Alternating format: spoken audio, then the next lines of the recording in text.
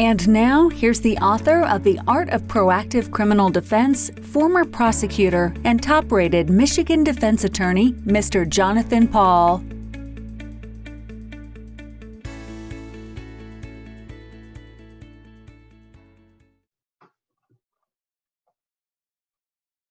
Hi, everyone. So my book, The Art of Proactive Criminal Defense, we're going to talk about retail fraud cases today.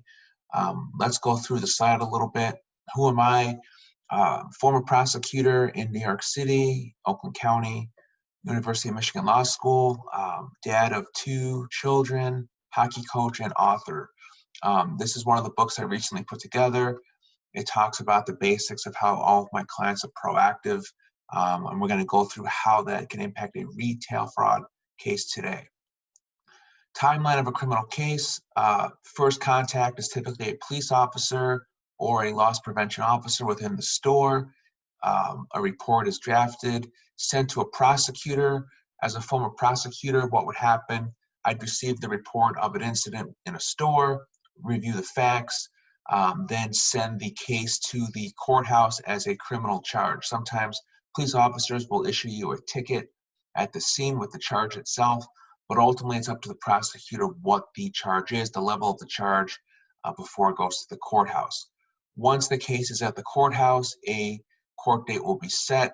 Occasionally, depending upon the court, a warrant can be issued for your arrest.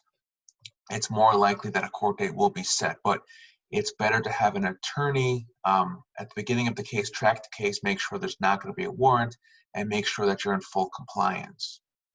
So the art of proactive criminal defense, it starts with the arrest itself or the ticket being issued at the store.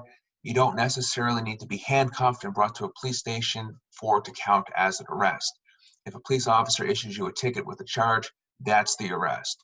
The release portion, a lot of times in a retail fraud case, happens at the scene itself, or if you're arrested, you could be released that day or the day after. The most important thing in a retail fraud case is the tracking. Just because something happens on day one, it doesn't mean that the courthouse is going to have your case the very next day. The courthouse doesn't know where you are. They don't know anything about you. It's very easy for a case to go sideways because you're not on top of it.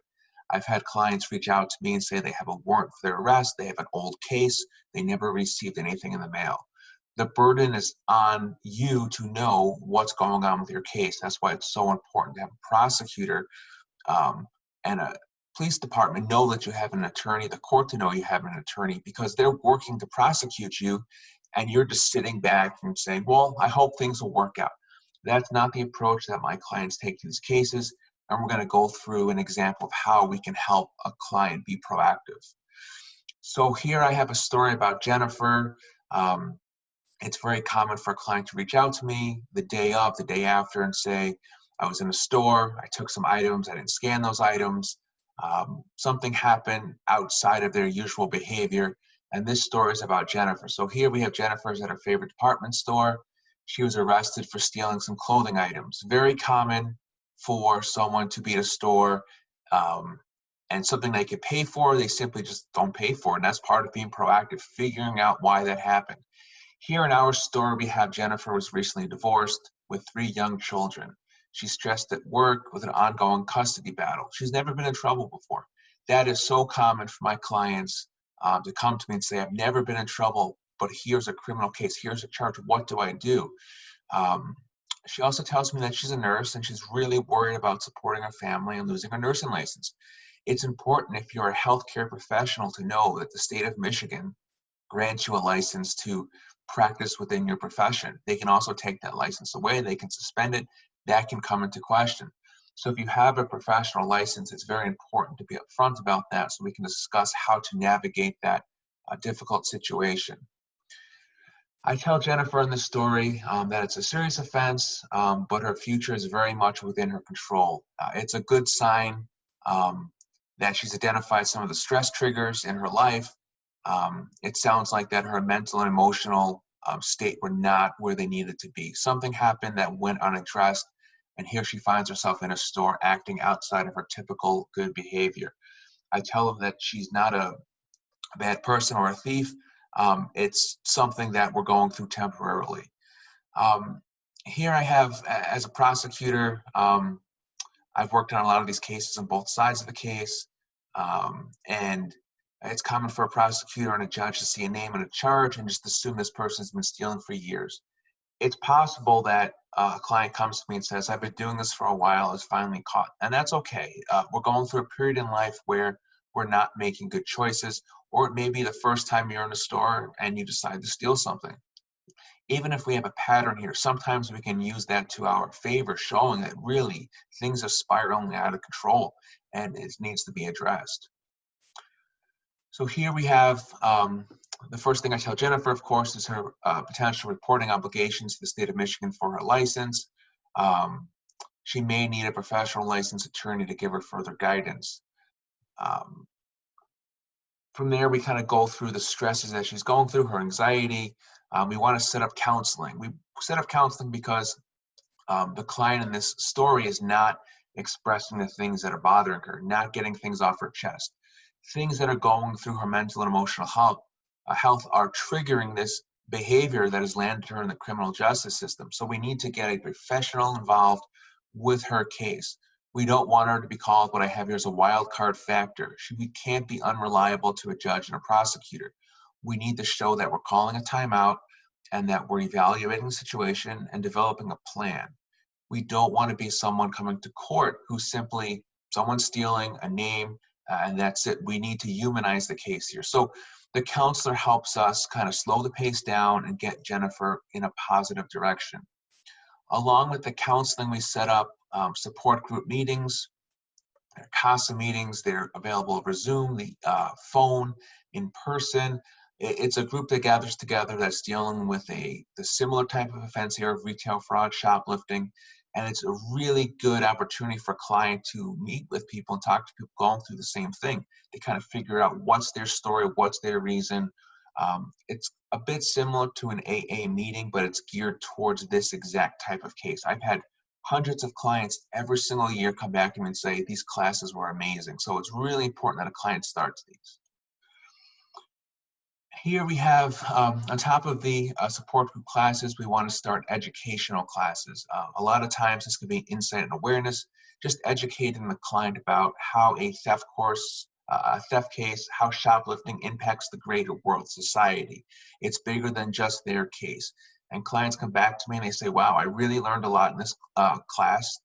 They get a certificate, and it's something that can be done in person or online. And really has a big impact here. So I have here, Jennifer signs up. She has now his counseling, support group meetings, and educational classes in place. Here we have, again, changing the perception of the case, what happened on a personal level. We need to make sure that we're sending a message that our track record is something that's not reflected here in the case. It's not fair to be judged just based upon this one isolated incident here. It's important to create a track record. When we go to court, the prosecutor says, Mr. Paul, tell me about your client. Well, my client is 47 years old, her name's Jennifer, and she's a nurse. Okay, well, that's just one part of it. I would like to say, my client has been in counseling for the last 6 weeks. Here's proof of her session, she's doing quite well. Here's her 6 CASA meetings, proof of attendance, she's doing quite well there. We've also put in a theft course. Here's her nice certificate. We may also want to add in some community service into the case. We want to just show that Jennifer is not who the criminal complaint and police report says she is. She's better than that. She has kids, she has a job, she has a future. It's up to us to demonstrate Jennifer's past, her present, and where she's going in that future, and to show that she has a plan. We can't promise that Jennifer will never be in trouble again, but we can at least show here are the steps in place in order to avoid that to the best of our ability. Here I talk about the community engagement. That again would be the community service. And it's important to figure out a nonprofit that you actually have an interest in. The goal here is not punishment. The goal here is to enrich the community in some way through community service. Essentially what happened in the store is a negative situation with the police, the prosecutor, the judge, probation, all of these people become involved in your case because of Jennifer's decision. How can we counteract that? By doing something positive in our same community. So we want to avoid the situation where the judge says, Jennifer needs to learn a lesson. When a judge says someone needs to learn a lesson, that means they need to go to jail, they need to be supervised for 24 months, they need to have a criminal record, they need to learn from this case, they need to feel the impact. We like to take the wind out of the sails of the prosecutor and the judge. It's okay, slow things down. Here's the path we're on. Support us in what we're doing.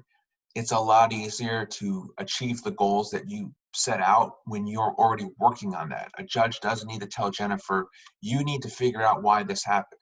Jennifer's going to come to court knowing exactly why it happened, or at least she's working towards that. And by being in counseling, it shows that effort that she's talking about it. She's not hiding things. She's not susceptible to this happening again. So here I am, by taking these 4 proactive steps, Jennifer has demonstrated how seriously she's taking the incident because we've self-imposed a number of steps. When we go to court, the prosecutor and judge are more likely to be open to our creative solutions. What started off as a thief stealing from a store, we've now turned into a mother of 3 having difficult personal life and difficult work life. It contributed to her lapse in judgment, and this is an isolated poor choice. We've created what we like to say is a true impression, because the first impression is stealing from the store. What is the true impression? So along with the great result at the courthouse, we hope to help Jennifer explain the incident in the best light to the licensing board. All clients who have professional licenses are going to have to be upfront and honest and explain what happened, but it really helps when you have a track record of counseling, CASA, community service, theft courses. It shows the licensing board how seriously you're taking this case. If you have a case where you don't have a professional license, this won't be an issue for you, but you may have to work with your employer. Others may need to be notified about this. Best to be in a position where you've already made progress on your case. So if you or someone who you care about has been charged with a retail fraud case in Michigan, I encourage you to come to my website, michiganlawgrad.com, educate yourself, look at my books, call me, text me, email me, let me know you're out there, and I'd be happy to help you.